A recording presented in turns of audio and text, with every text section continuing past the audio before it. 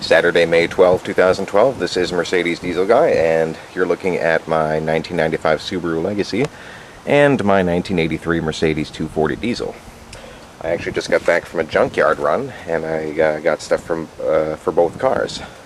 Needed a couple of items for the Mercedes, but nothing urgent. I mean, just some trim pieces and whatnot. Nothing I couldn't have lived without. But the main reason I went there was for the Legacy.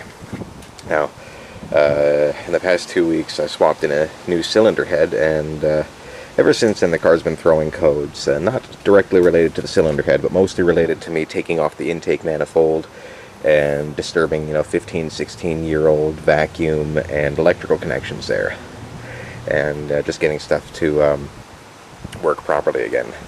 The two codes I was getting most often, and I reset it and checked the codes a number of times, were throttle position sensor, and I got mass airflow sensor once or twice. So, I had assumed vacuum leaks and finicky electrical connections on most of that. And the car hasn't thrown any codes in the past day, although I haven't driven the car much today. But while I was at the junkyard, I got a couple of things. I got two of these. These are throttle position sensors. Now these do run about $100 new, I think, even for an aftermarket. And I got two of them. The other one's here in my the other one's here somewhere in my bag.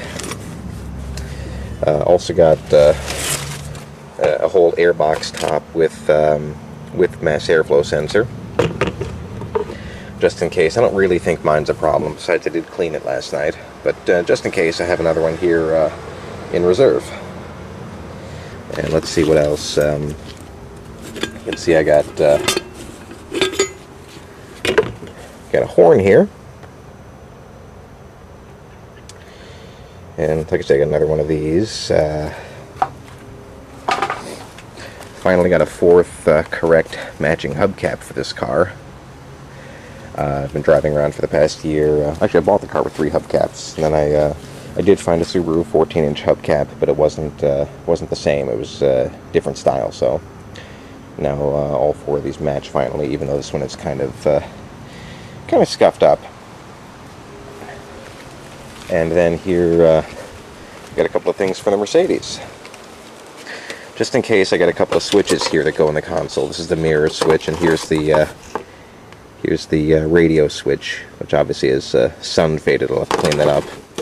Finally got the first aid box and the under dash panel for the passenger side.